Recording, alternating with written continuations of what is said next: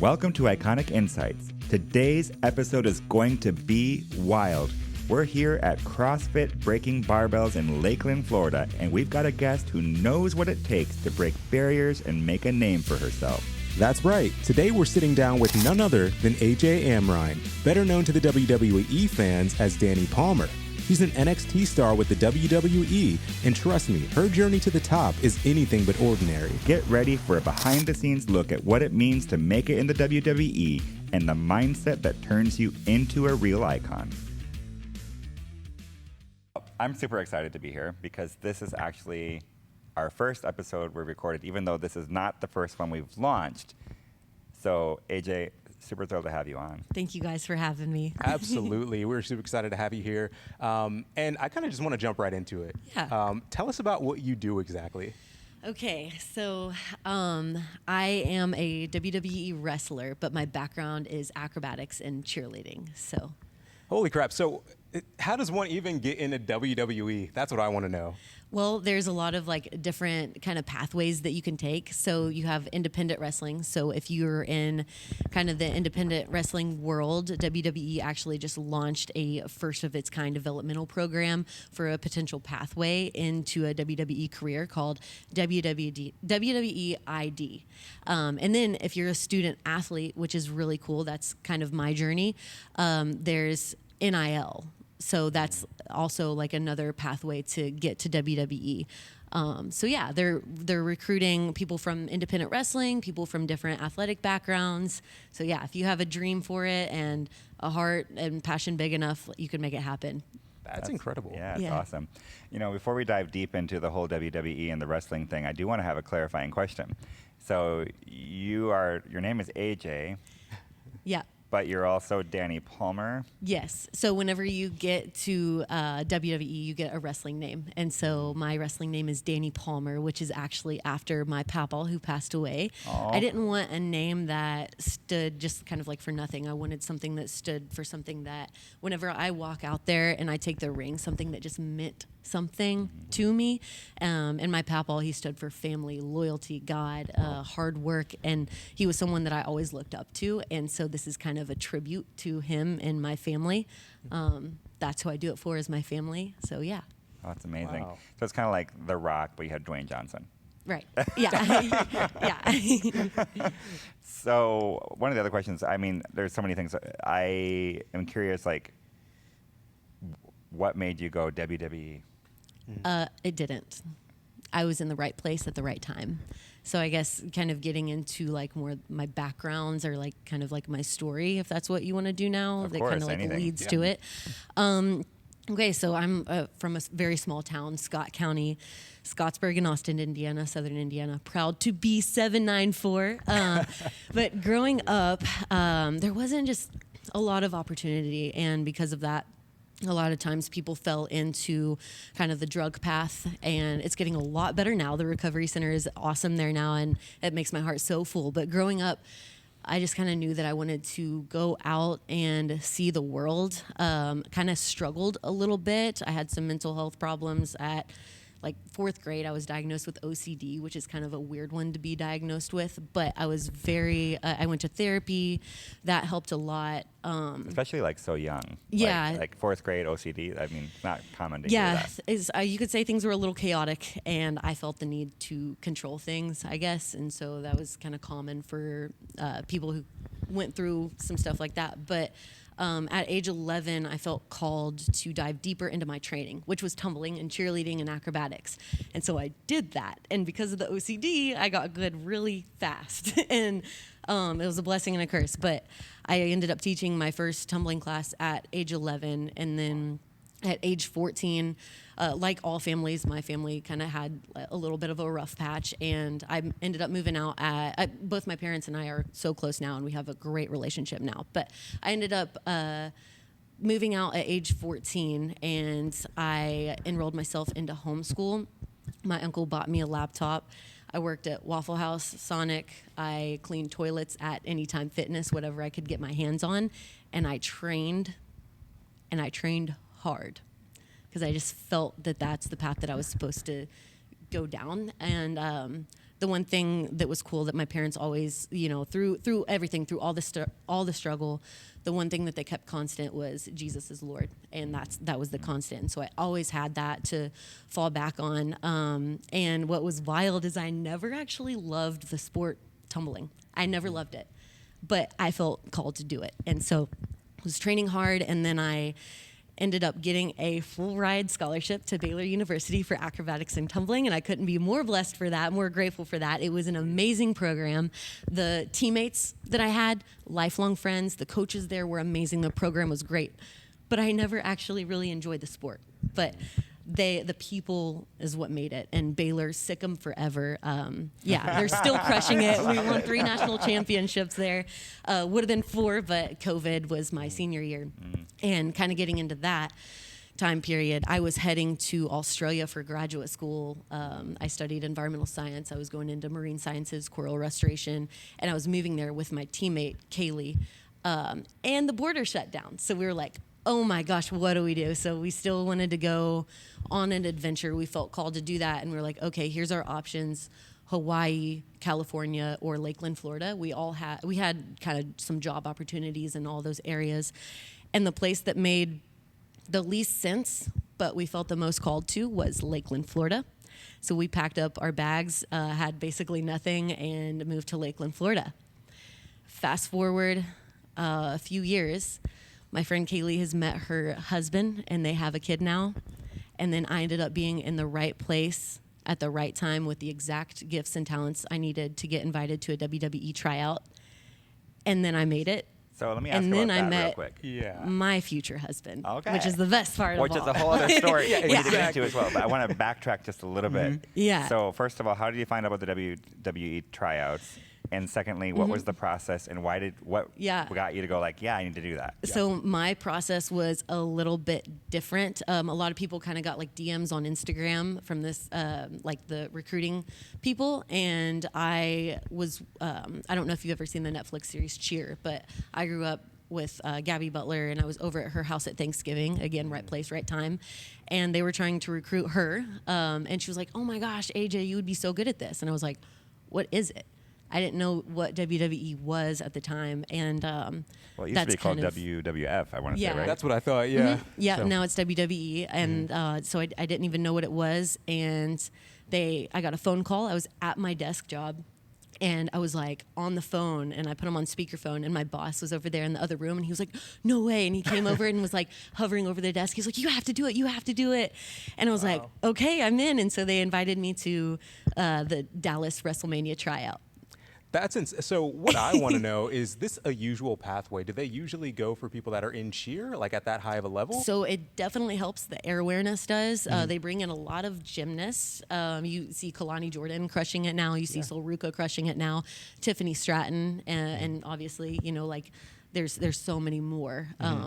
Because the air awareness with wrestling helps a ton. It gives you a huge advantage. But sports from everywhere, come in. So. And I guess another question I have was, were you even aware of the sport when they called? Did you know what WWE was? No. Or okay. Did you not watch it growing up at all? No. It's so funny because I remember. I mean, I wasn't like an avid watcher of it, but I remember like The Rock. Do you smell what The Rock is cooking? And there's some iconic like figures out there. Yeah. And then you're suddenly asked to audition. Yeah, it's a little wild, like the pathway, but. I tell you what, it's a dream that I didn't know that I had. So even though that my pathway getting there was a little bit different than some of the independent wrestlers and stuff, I absolutely am so grateful that the wrestling world found me, because I absolutely love it, and I'm not going to take a day for granted. So you got accepted. So what was that process? Yeah, so it was a 3-day tryout. It was awesome. We did a lot of push-ups and squats. I threw up chicken Alfredo. It was absolutely terrible, but I swallowed it because I didn't want them to see that I threw up. So yeah, TMI. But there we go. The tryout was definitely pretty hard, and you could say I was in pretty good shape. But I was actually sick at the tryout too. So I was like struggling, but I was like, let's give it every last thing that I got, because this this thing looks like really cool. And we got to get in the ring and run the ropes. And as soon as I ran the ropes, I was like, I love this so much. Just the way that you just bounce off of them. I was having so much fun. But yeah, so we did the tryout. It lasted 3 days. And then a couple days passed, and I got a phone call saying that I got a contract. And then I think that was in May, and then I started in July. So Wow. So, if you don't mind, I want to go back a little bit further as well, too. So you talked about how you had your OCD diagnosis, Yeah. and that got you to be very focused on just training in general. But when you were going to college for environmental studies, did that translate? Did you think you had a future in environmental studies beforehand? So I did a fitness business, and then on top of that, I did a job with environmental science, and it was kind of cool because I feel like an underlying theme in my life is like I try to control things, and that's the exact opposite of what faith is.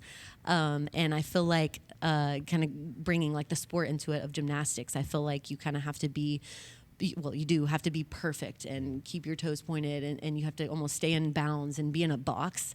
And whenever I went to Baylor, I was a business student. I started out as business, and I was really good at it. But I was like, screw this. This is not what I'm supposed to do. And I was like, what am I passionate about? I'm passionate about, nature and, what God's given us and stuff. And so I did that, and I loved it so much. And it's cool now because I feel like through my life, I've wrestled so much with God. And then it's so silly that I ended up wrestling because it's the exact opposite of what gymnastics is, because you don't have to keep your feet pointed. You don't have to stay inside of a box. It's so freeing. It's so freeing. But yeah, I don't know if that answers that or not. That makes sense. Yeah. Within the realm of that though, so like obviously would you say you're still kind of OCD about stuff? No. So Okay. yeah, I went to therapy when I was younger, and I got a lot of that kind of like figured out. A lot of that translated in my training, and I kind of masked it for a little bit. But then ultimately, therapy helped, and then also faith. Gotcha. Yeah. So obviously you had like this, OCD component. You got completely like you're good now, and you had your upbringing, and you trained hard, you worked hard, and then fate, God puts you in this path. And all of a sudden, you're like in the WWE. Very silly. In the spotlight. Yeah. And how does that make you feel now? Like when you look at yourself and you go, how far you've come from where you were before? Yeah, it's really crazy to kind of look back and think like, okay, this is why all of that happened. It's really cool because like Romans 8:28, it talks about, God will do all things from good. He'll work all good things from good and stuff. And so I think that growing up, I just focused on one thing that was super huge, or actually two things. But the first one, I think all successful people do this, whether they realize it or not. And it's just do the next right thing. Just do the next right thing. If things are chaotic and you don't know like what the next move is, just do the next right thing. So what is in front of you? I wasn't thinking about WWE whenever I was calling orders at Waffle House. I wasn't thinking about WWE whenever I was practicing at Baylor.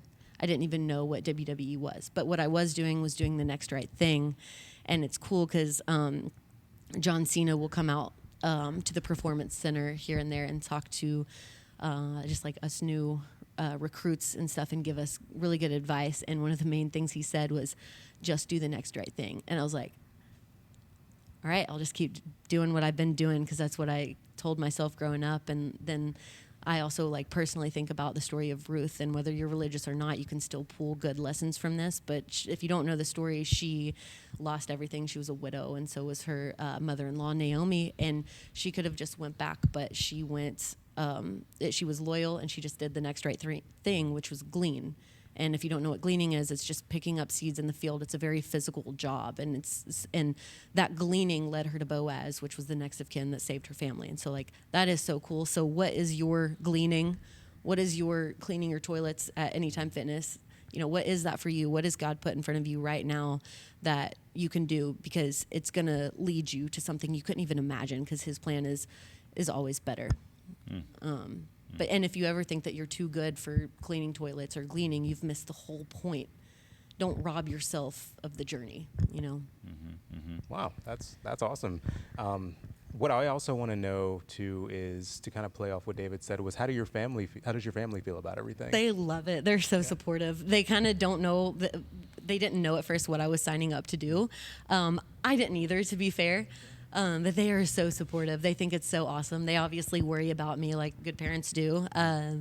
But yeah, they are in my corner like no other. So they worry about you. Is it the physicality part of it? Because you're like throwing throwing yourself off. It is so dangerous. So what are some of the dangerous things you do? Oh, okay. Well, first of all, the ring is wood. Like it's not spring or anything. Like it's just wood? boards of wood. I didn't know it was so wood like, under there. That's and I'm a interesting. high flyer. Like Can sometimes it bites you in the butt. Can you explain that to people that don't know what a high flyer is? So a high flyer is just basically someone who goes off the top rope and does like, some higher moves and stuff.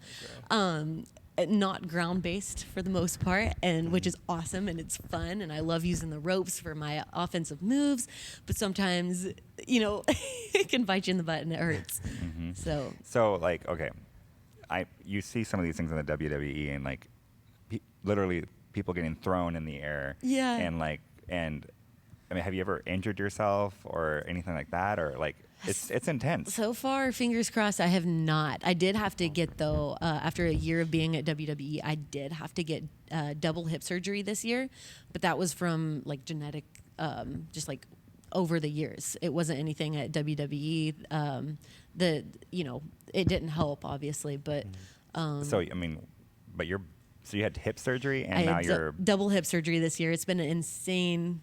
I just year. literally saw you do like a whole bunch of stuff just a moment ago. Like, It doesn't make sense. None of my story makes sense.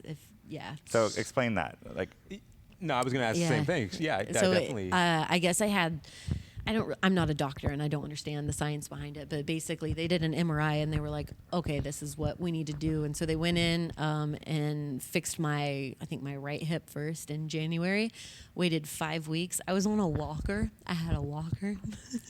And then in February, I did the other hip. And then I think it was supposed to be like 7-month recovery, and I think I did it in 5 because the medical team is awesome at WWE.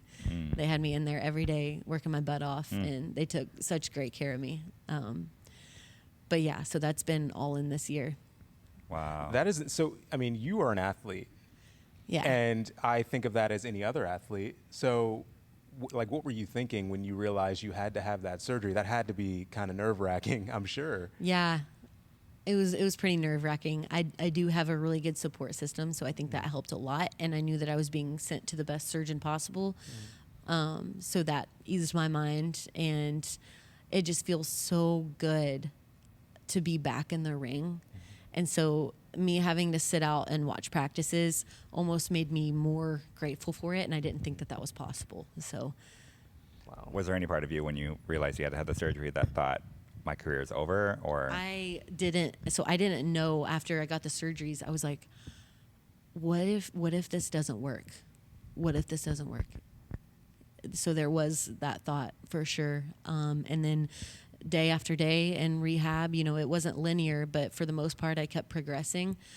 And it's wild because I feel more confident than ever in my legs. I cannot believe the difference. I obviously felt pain whenever I would have flare-ups, but there was a constant little pain that I didn't even realize that I had just gotten used to. And so I think that it's improved my mobility and my athleticism and everything. And so it was all for the best. And even though it was scary going through it at the time, I think that having a good support system is key. And then just, whatever happens is for the best. So just remembering that.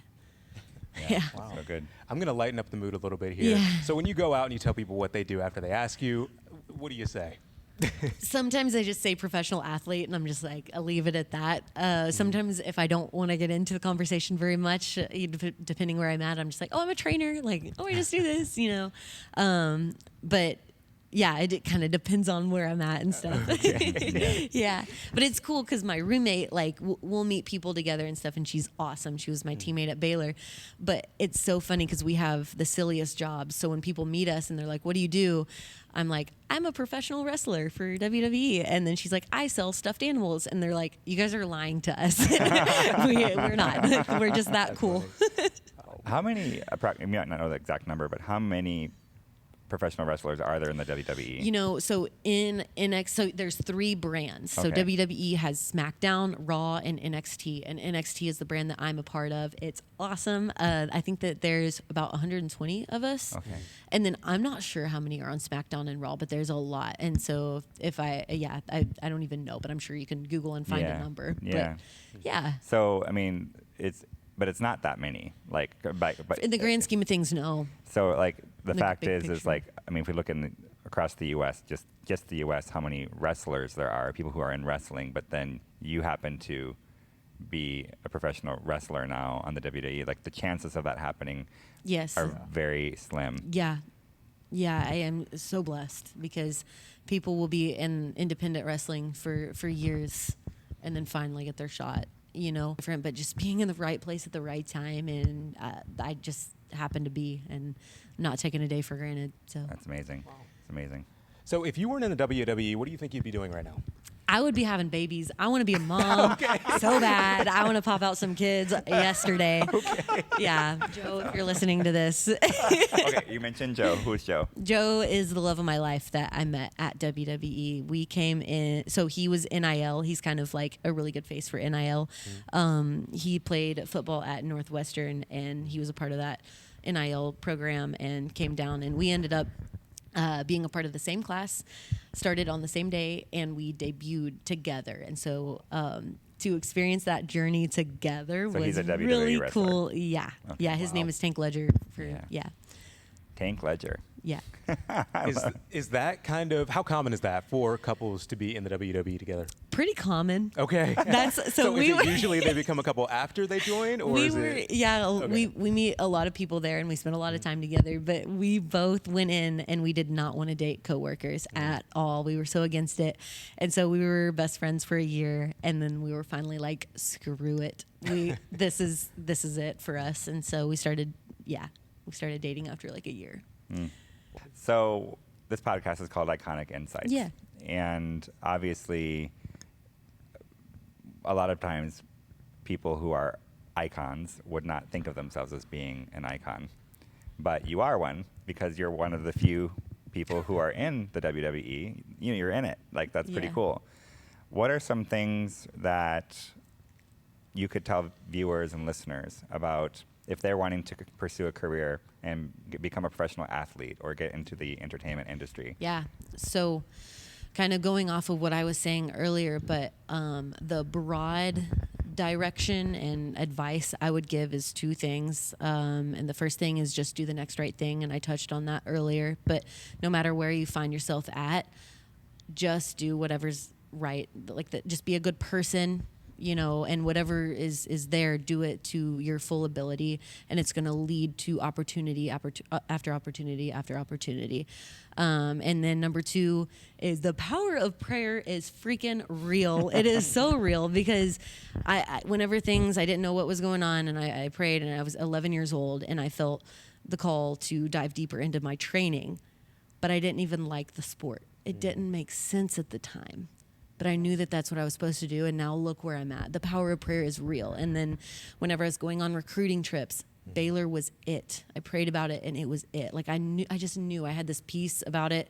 And then when that got shut down and we didn't know where to move, again, we prayed about it, and Lakeland was it, you know. And then I was actually told by a doctor to not sign the WWE contract for like health reasons, for like female health reasons, because there's just been a lot of toll on my body through like gymnastics and stuff like that.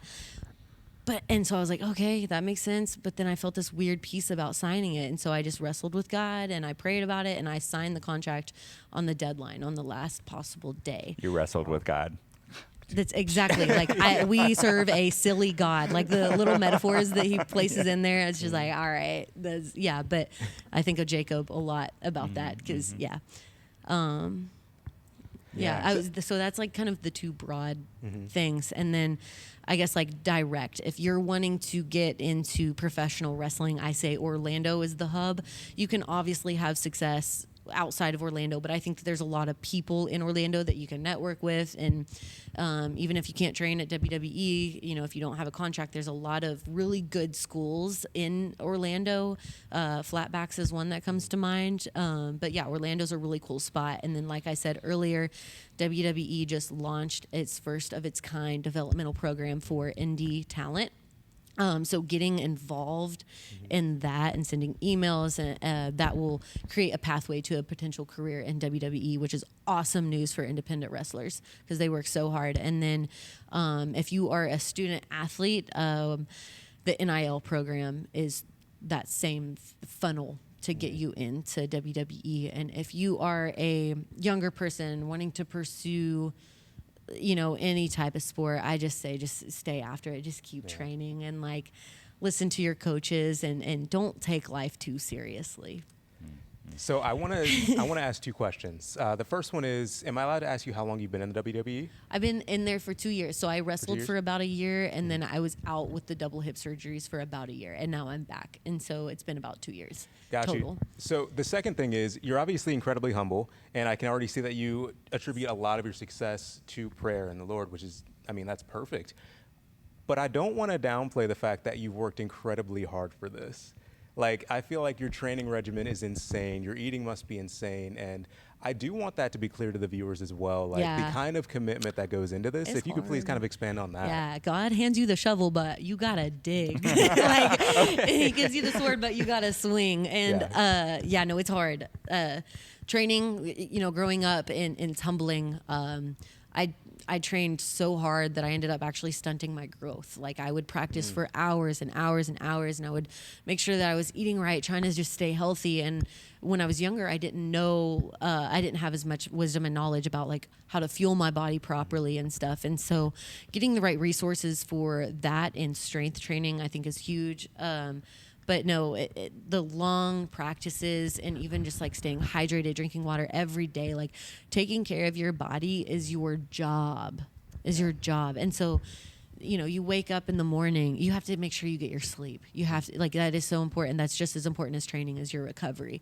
And stretching and mobility, it's your whole, not your whole life, but that's your job. Like you have to take pride in it, and you have to, you know, we'll practice for hours and hours and hours, and to the point where you can't breathe, and you just keep going because you want to push past that potential so that you keep getting better. And I don't know how else to like explain it, but it's just hard. Like, but nothing in life worth having is easy. So that's the point that I really wanted to display, because we all have dreams of things. And I remember watching TV as a kid and playing wrestling games as a kid and feeling like, I want to do that. There's no way I was putting in the work to do that, mind you, but I did want to do that. And that's the thing. We all have what we want to do, but you have to put in the work. Yeah. You know, and I think that's definitely something to highlight, the fact that you've worked incredibly hard for this.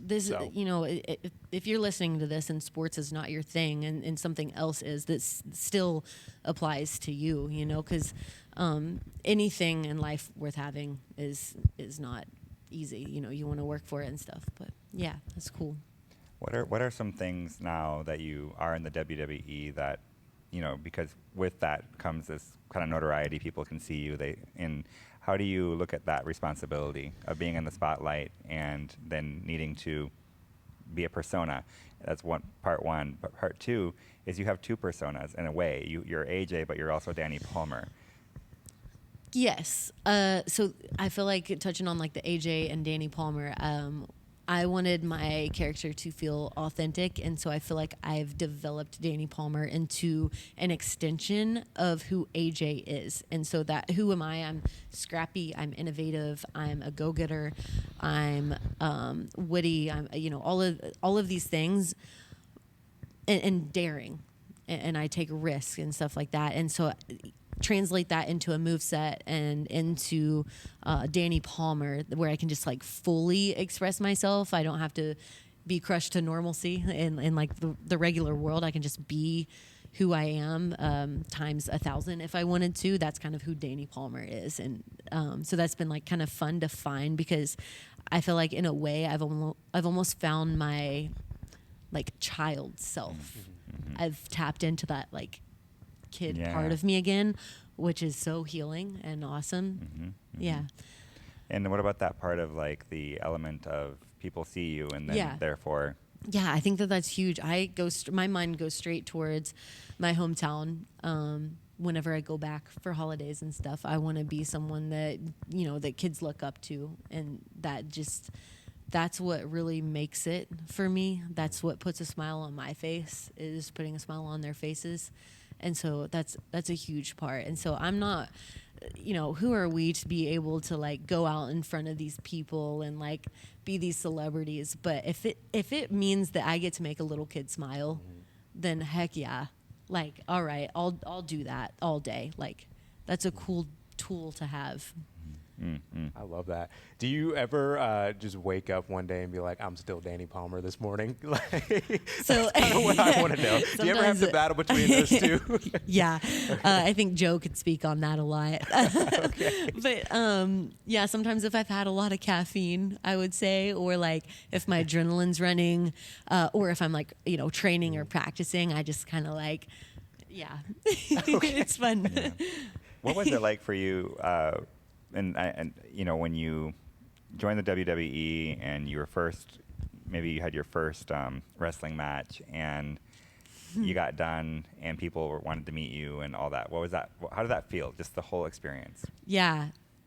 This was actually kind of going back to the hometown. I'll never forget this. I started in, I think, July, and then I ended up having my first live event in September-ish, and then I went home for Thanksgiving that year, which was, right after. And I went to just a hometown basketball game, and a little kid asked for my autograph. And I was like, what? Like, that was the first time. And I was like, all right, like, this is different now. Like, this is so cool. And it's not different. It's real. I'm the same person, but it is like really cool that you get to make kids smile. Like, that's awesome. And is there any part in that where you also have ever had pressure, or you feel like you needed to not be yourself, or that you needed to perform for fans, or whatever? Is there any part of that felt you had to alter yourself? No, I feel like, you want to make sure that you're on and stuff, obviously, but I feel like I'm a very outgoing person anyways. So I feel like we all have gifts and talents, and I feel like I've been funneled into the exact right job because it just feels like I'm being myself. Mm-hmm. So yeah. Yeah. No, that's so cool. Insane. No, yeah. What's next for you? Like, what are some things that you're like, I want to do this and I want to do this, and yeah. Yeah. I want to start my own podcast. I think that would be so much fun. Yeah. So I want to do that. There's so many things that I want to do, just like in personal life or. Yeah. Anything.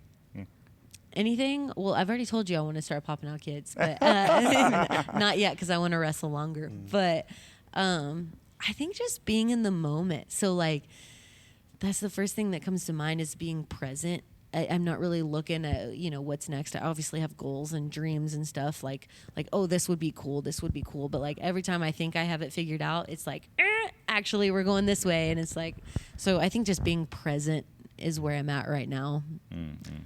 So fans have found inspiration in you, I'm sure. Kids want your autograph, but where do you get your inspiration from, and who do you kind of look up to? Yeah. I think it's pretty obvious by this podcast so far, but Jesus Christ. Mm-hmm. My family and my papaw, Dani Palmer. My parents, they taught me about work ethic like nobody's business. They are awesome. They always taught me that somebody is always going to be better than you and someone's always going to be worse than you. It doesn't matter. They were kind of talking about sports. It doesn't matter. Treat everyone the same. I really look up to my parents. They're awesome humans figuring it out, and they're just killing it, living life. Awesome. My last question for you is, someone wants to become an icon in whatever industry they're in. What kind of insight can you give them? Someone wants to just freaking do it. I don't know. Like, I would say just go for it and don't be scared. Oh, I got it. This is what my boyfriend always says. Do not be crushed to normalcy. Do not be crushed to normal. Okay. This society wants to put you in a box, I would say, for the most part. And don't let that happen. Like, if you want to go be a rapper, if you want to go do this, if you have this crazy dream, like, I just told you guys that I found my kind of like child self through this silly, awesome job. Like, you can do the same thing. Don't be crushed to normal. Just go for it. So good. And I guess another question I want to ask too is, how does this carry over till after the WWE? I'm not saying there's any time when that's I'm just saying, like, in generally speaking, when the WWE is done, how does this carry on into your regular life? I think that's a really tough question. Yeah, I've just been so focused on being present. I think that the WWE has given me so many tools and resources with public speaking and with acting and things like that I think are really cool, and gained a lot of friends and relationships and stuff like that I think that whatever's next, it's prepared me for it. And before I was doing WWE, I had a awesome fitness business that I loved, and I was also working the environmental job, but I could totally see myself getting back into that fitness business because I love making people smile, and I feel like that's a way that I can still do that, is helping people reach their goals. And I think that it would be something that looks like an athletic performance side of fitness, maybe for young females. I think would be awesome, because I told you guys like earlier that I didn't have a lot of the wisdom and knowledge about how to properly fuel, properly strength, or like strength training was okay, but like properly train, I would say, with like stretching and stuff like that. Just some of the ins and outs that I wish I would have known. And so diving into and giving back to young female athletes after WWE would be awesome. Yeah, wow. So good. And I lied. I do have one more question. You got it. I just want you, in your own words, to describe to us and everyone what your idea of an icon is. Someone who goes for it. And I think that looks different. I don't think that you have to be on a stage to be an icon. I agree. So good. You do not have to be on a stage to be an icon. I think that moms are icons. I think that,